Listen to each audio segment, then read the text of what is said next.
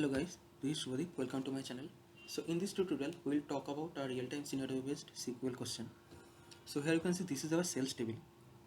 Here 1st of December to 9th of December sales data is available. So what is the question is, what is the sales growth against the previous day? If the second day sales is 50 and 1st of December sales is 30. So what is the growth? What is the growth of second day against the first day? So for that thing, here you can see this is our formula, TPP. So T means this day sales, P means previous day sales.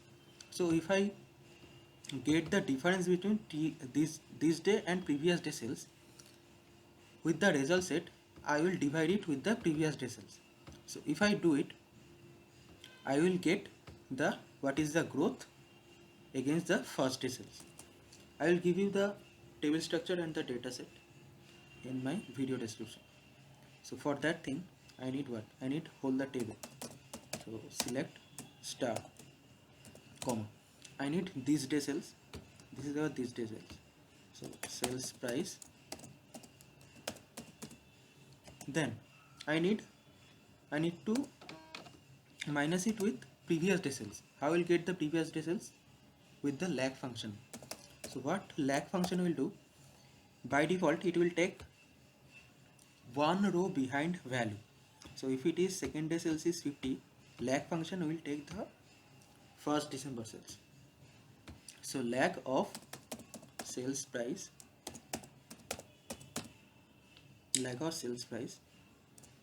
Then with the lag function, over also comes, right? Then over order by order by. So order by what? Order by bill date. Order by bill date. So this will give the these day sales and previous day sales. What is the difference between these day sales and the previous day sales?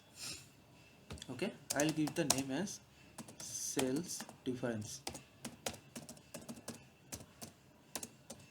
Sales difference. Then what I need? Second step. I need the second step. What is the difference? With this difference, I have to divide it with previous day sales. For that thing, I'll create a CTE with CTE as. Okay, so it is coming from sales. From sales. Our first city is completed. So I'll create the second city, CT1 as. In this city, I need the whole table. So for that thing, select star, comma. Select star, comma. Then I need this difference and divide it with the previous day sales. So this is the difference. I will take difference. Then I have to divide it with previous day sales. What is the previous day sales? This is the previous day sales, right? So previous day sales. So I'll give a name as percentage. Okay, from where it is coming? From CT. Okay, then select star from CTE1. So if I run this, here you can see this is that sales difference. 30 minus 50, 20 is the difference. 50 minus 35, 15 is difference. But here it is coming as 0, 0. Why?